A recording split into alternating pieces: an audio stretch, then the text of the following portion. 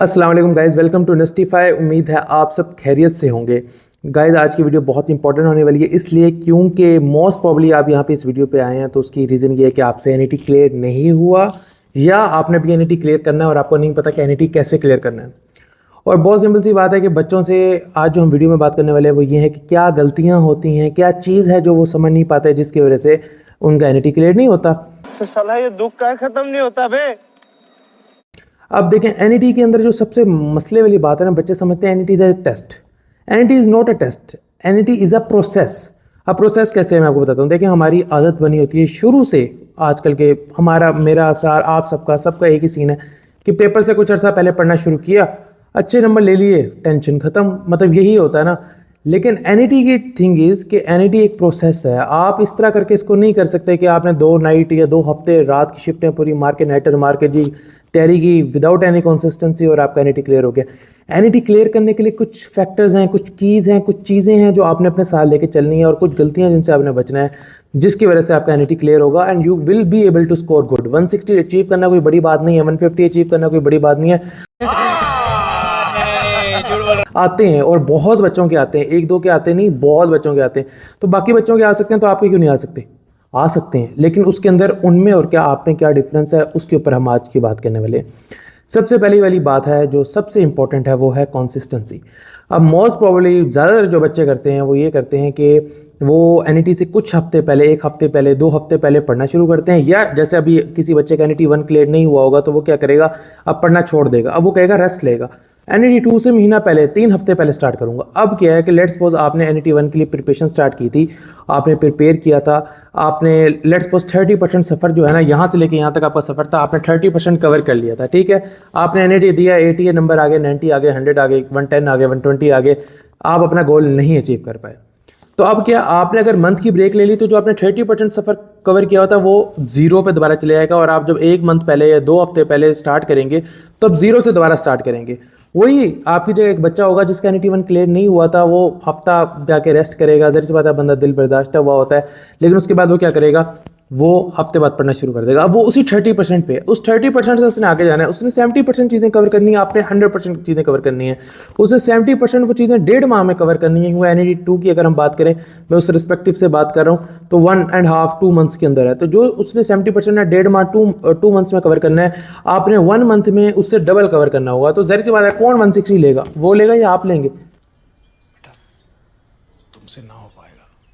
ज़ाहिर सी बात है वही लेगा। अब दूसरी चीज़ क्या होती है जो बहुत बड़ी गलती बच्चे करते हैं, मेरे से भी बहुत ज़्यादा क्वेश्चन आते हैं ना इंस्टाग्राम के ऊपर कि सर कोई शेड्यूल बता दें, हम क्या शेड्यूल फॉलो करें ऐसा कि हमारा रिजल्ट अच्छा आ जाए। अब शेड्यूल क्या होता है? देखो आप सोचोगे कि यार मैंने सुबह 9 बजे उठूँगा, 9 to 11 मेरा नाश्ता और मोबाइल यूज़ करने का टाइम होगा, 11 से लेकर 3 बजे तक मैं पढ़ूंगा, पर 3 to 5 जो है ना मैं रेस्ट करूंगा, आराम करूंगा, जो भी करना होगा, और फिर मैं 6 o'clock पढ़ूंगा, 10 o'clock तक, और फिर 10 to 12 मेरा दोबारा मोबाइल यूज़ करने का टाइम है। और देखने को तो ये एक अच्छा शेड्यूल लगता है, लेकिन मसला कहाँ आएगा? मसला पहली चीज़ में आएगा, आप हो सकता है 9 बजे उठे ना, आप 11 बजे उठ रहे हो, 12 बजे उठ रहे हो। अब आपने शेड्यूल बनाया होता, सारा शेड्यूल तो ख़राब हो गया। अब जब सारा शेड्यूल ख़राब हो गया है तो आप कहेंगे कि आज तो मैं नहीं पढ़ सकता, आपका दिन फेलियर से स्टार्ट हुआ है। चले एक काम कर, 200 रुपए दे और 50 रुपए काट ओवर एक्टिंग के वजह। जब आपका दिन ही फेलियर से स्टार्ट हुआ है तो आप कैसे सोच सकते हैं कि यार मैंने तो गोल अचीव करने? ऐसा नहीं होगा।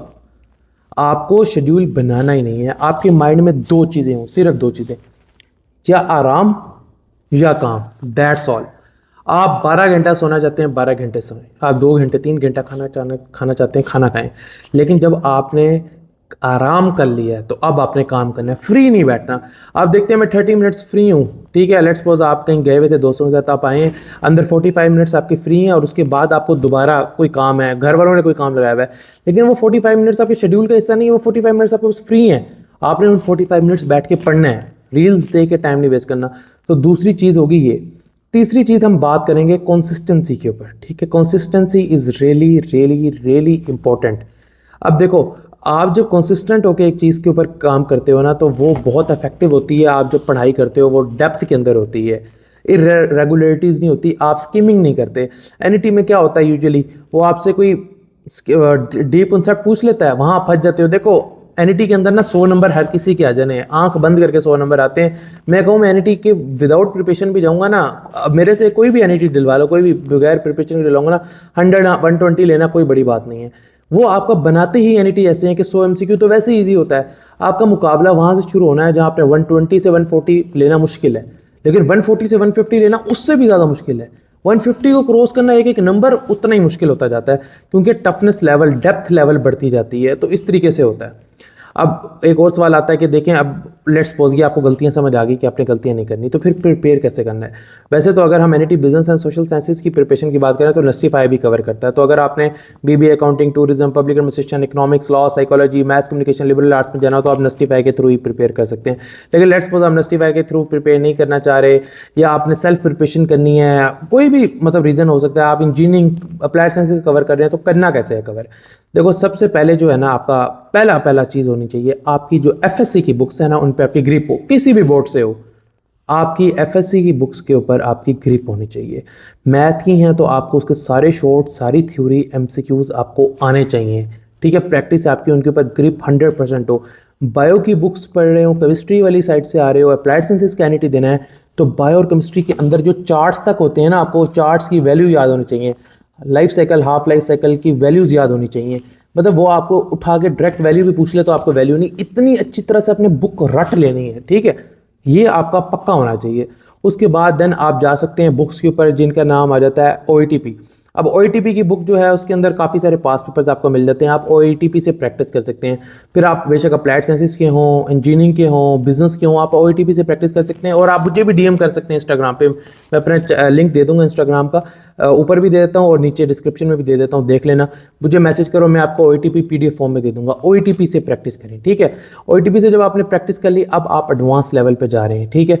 अब आपने प्रैक्टिस बुक्स, अब आप किसी भी उठा लो, किप्स की उठा लो, फंक सीरीज उठा लो, फिजिक्स की आप जीनियस सीरीज उठा लो। अगर आप बुक से प्रेप करना चाह रहे हैं, खुद प्रेप करना चाह रहे हैं, जहाँ से आपको पास पेपर्स मिलते हैं फ्री, मेरे पास आओ, मैं आपको फ्री पास पेपर दे दूंगा।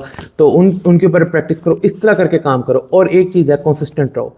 अगर आप इन सब चीज़ों को अपने साथ लेके चलते हो तो यकीन माने आपका एनईटी क्लियर करना कोई बड़ी बात नहीं है, 160 लेना कोई बड़ी बात नहीं है। लेकिन अगर आप कंसिस्टेंसी में मार खा रहे हैं तो फिर मसला है। अगर आप शेड्यूल बनाने में लगे हुए पढ़ नहीं रहे, दोबारा मसला है। अगर आप अच्छे से बुक्स के ऊपर ग्रिप नहीं कर रहे, सिर्फ स्किमिंग कर रहे हैं, तो भी मसला है। तो अगर आप इन चीज़ों को कवर कर लेते हैं तो इंशाल्लाह अगले साल आप और मैं नेक्स्ट में मिलेंगे, हम इकट्ठे होंगे, आप मुझे देख रहे होंगे, मैं आपको देख रहा हूँगा, और इससे बड़ी हमारी खुशी की बात हो नहीं सकती। इंशाल्लाह फिर एक और वीडियो में मिलेंगे। बहुत बहुत शुक्रिया, जज़ाकल्लाह, अल्लाह हाफ़िज़।